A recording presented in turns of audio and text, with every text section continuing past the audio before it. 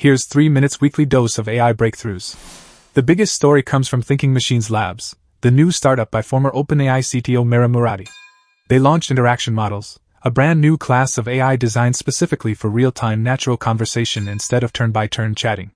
In the demos, the AI performs live translation by speaking over the person in another language. It politely interrupts risky ideas, for example warning against taking elderly parents mountain biking on an active volcano. It can correct your posture while you work, shows strong time awareness, and uses tools, web search, and generates UI all while continuously listening and talking naturally. It uses a micro-turn architecture with 200 millisecond chunks and full duplex streams of audio, video, and text. Many people are calling this one of the most meaningful leaps in AI interaction so far.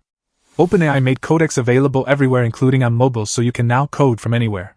They also launched Project Daybreak, a new cybersecurity initiative that uses frontier models to help teams find vulnerabilities faster, validate patches, and build more secure software from the start. They are partnering with Cloudflare, Cisco, and CrowdStrike.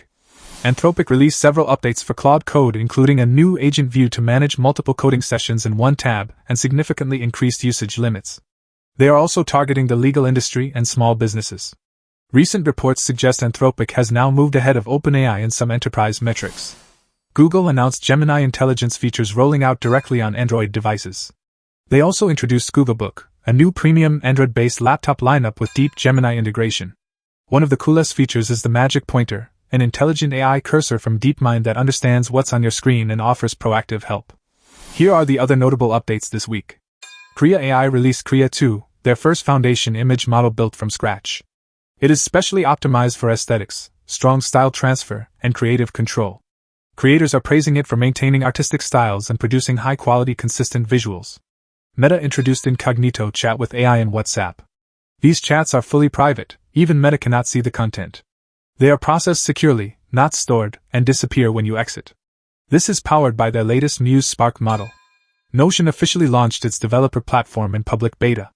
This allows developers to build custom AI agents, sync external data, create tools, and run complex workflows directly inside Notion without needing extra servers. Dig launched Dig AI, a new AI news aggregator that ranks stories based on what top AI researchers, founders, and thinkers are actually sharing and engaging with. New tools for image to 3D generation are gaining attention.